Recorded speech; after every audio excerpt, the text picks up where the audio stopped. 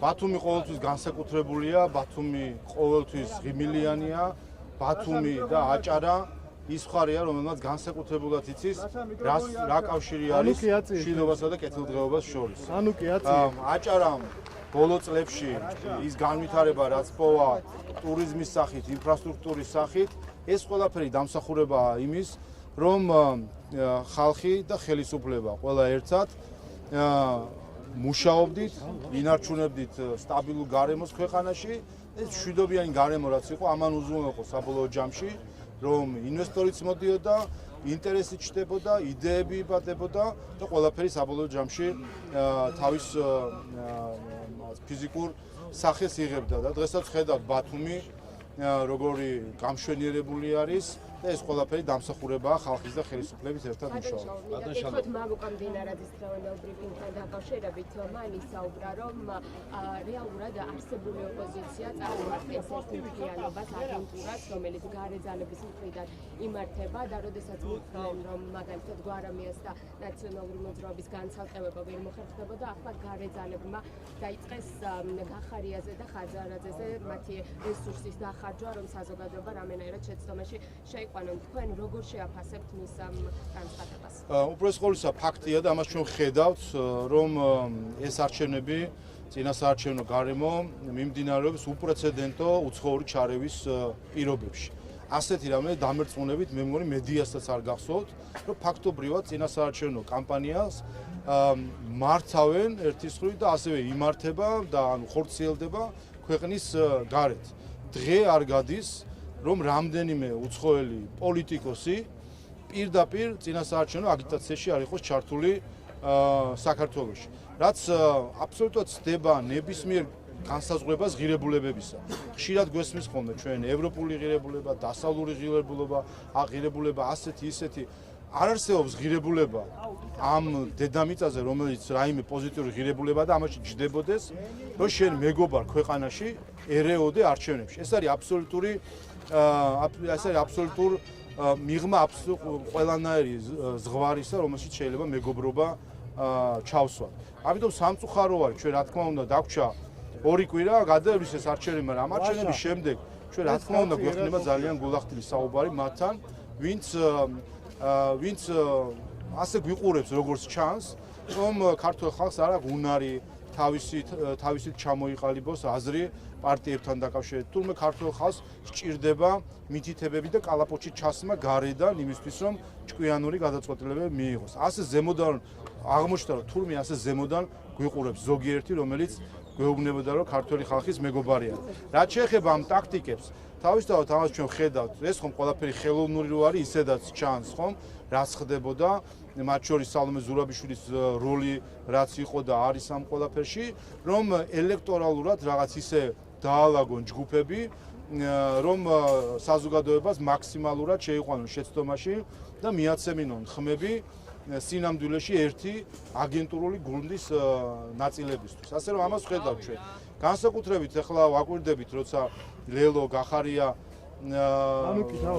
აქტიურდებიან ამ მხრივ და ეს არის ზუსტად სადაც ჩვენ როგორც ნაციონალურ მოძრაობასთან დაკავშირებით და თავარ გუნდთან დაკავშირებით ისე მათ განაყოფებზე მუდმივად საზოგადოებას ვაწვდით ინფორმაციას იმისთვის რომ ის დეზინფორმაციული კამპანია და პროპაგანდა რომელიც მიმდინარეობს იმისთვის რომ შეცდომაში შეიყვანოს საზოგადოება ეს არ მოხდეს. ამიტომ რა თქმა უნდა როცა ჩვენ ცხრის ქურქში გახვეულ გლებს გვასაღებენ საქართველოს მოსახლეობას აქ უნდა ჩვენი ამოცანაც არის ის რომ ვაჩვენოთ საზოგადოებას რომ ამ ცხრის ქურქში სინამდვილეში გლები არიან რომელსაც ერთი ამოცანა აქვთ როგორც თლიანად ამ გუნდს რომ საქართველოს დააბრუნონ ომების, გრევის, უიმედობის იმ წრეზე საიდანაც როგორც იქნა 12 წელია ქართულმა ოცნებამ გამოიყვანა საქართველოს. ბუნდესტაგში მიმდინარეობს განხილვა საქართველოს შესახებ. LGBT კანონთან დაკავშირებით. ლაშა თავი.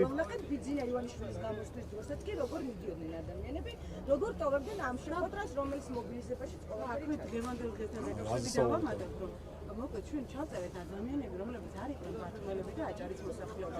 იყვნენ სხვადასხვა რეგიონებიდან და არ არის დასაყრდენი ხალხი აჭარაში, ანუ ვერ მოიძებნა თქვენი მხარდაჭერა ისე რომ არ ყოფილიყო მობილიზება სხვა რეგიონებიდან. შური ოხერი რამე არის და როგორც ვთქვათ თქვენ ეს შური გალაპარაკებთ, ასე რომ თქვენ პარტიულ ღონისძიებებს მიხედეთ, სკამებს რო აალაგებენ ხოლმე თქვენი ლიდერები, აი ამას მიხედეთ. შური ოხერი ბუნდესტაგში მიმდინარეობს განხილვა LGBT კანონთან. თქვენი ლიდერი არის მამუკა ხაზარაძე. ბატონშავა, თქვენი ლიდერის გამოსვლა რატომ დატოვა ხალხი? შური ოხერია, ამიტომ გირჩევთ რომ შურს არ აყოთ. ბუნდესტაგის განხილვა რომ მინდა კითხოთ საქართველოსთან დაკავშირებით მიმდინარეობს განხილვა LGBT კანონთან დაკავშირებით არიან ადამიანები, ვინც იზიარებენ თქვენ ქართული ხელისუფლების პოზიციას და არიან ისეთები, რომლებიც დაკრიტიკებენ, როგორც შეაფასებთ ბუნდესტაგი. ხო, ჩვენ ნახეთ უპირველეს ყოვლისა პროექტი, რომელიც გუშინ გამოქვეყნდა, დღეს იყო კენჭისყრები და ვნახეთ რომ მხარი არ დაუჭირეს ოპოზიციის წარმომადგენლებმა.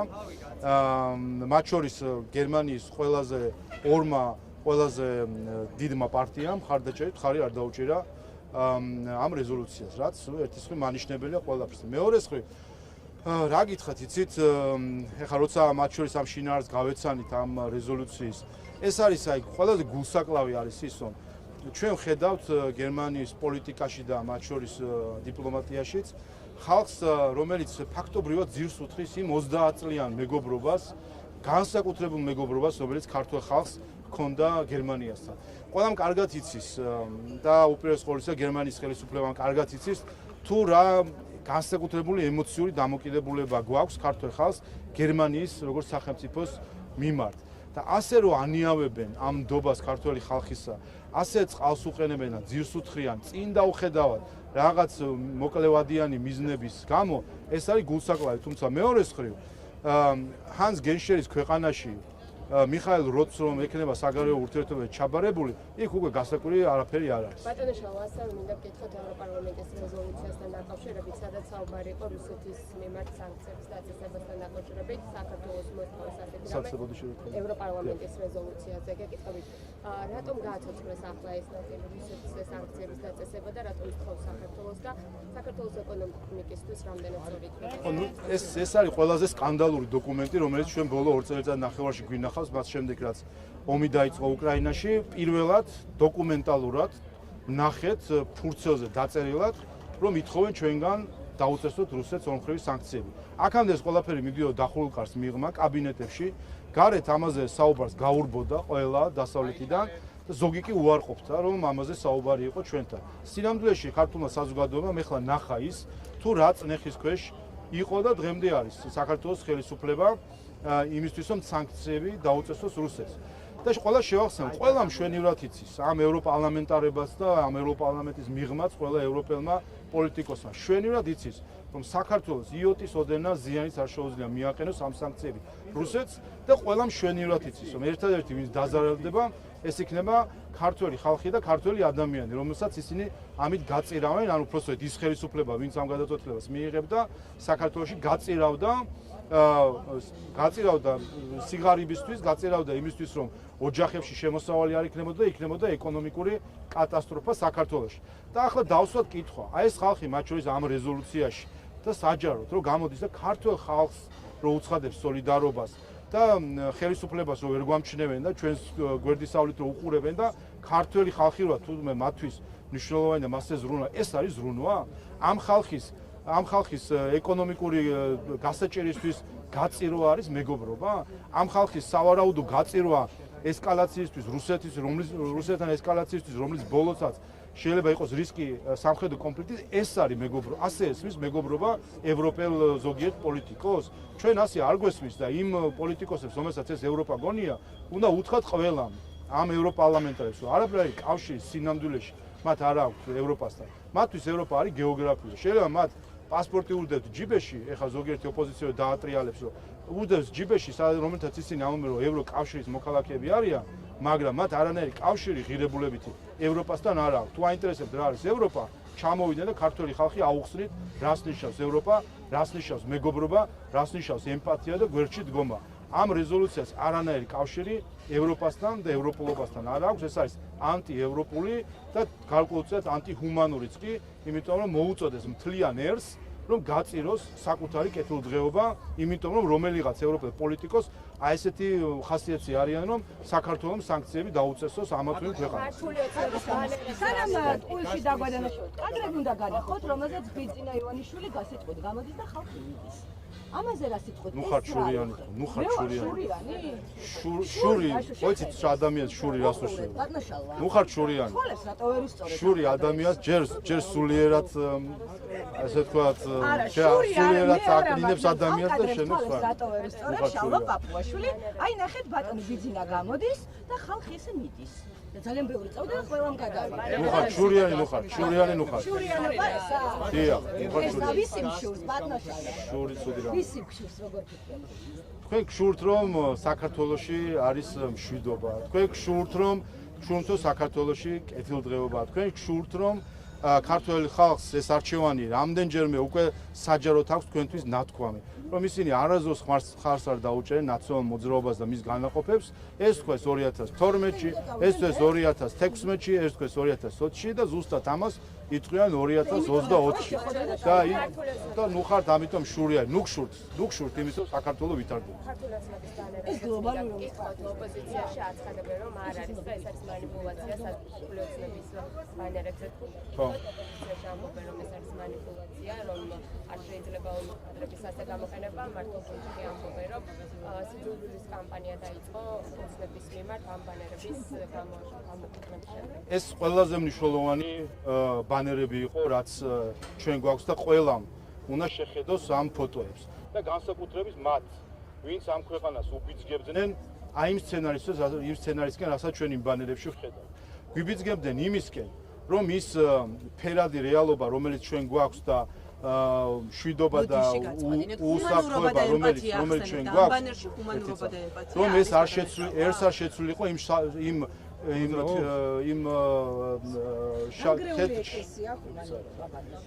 იმ რეალობით, რომელიც უკრაინაში არის.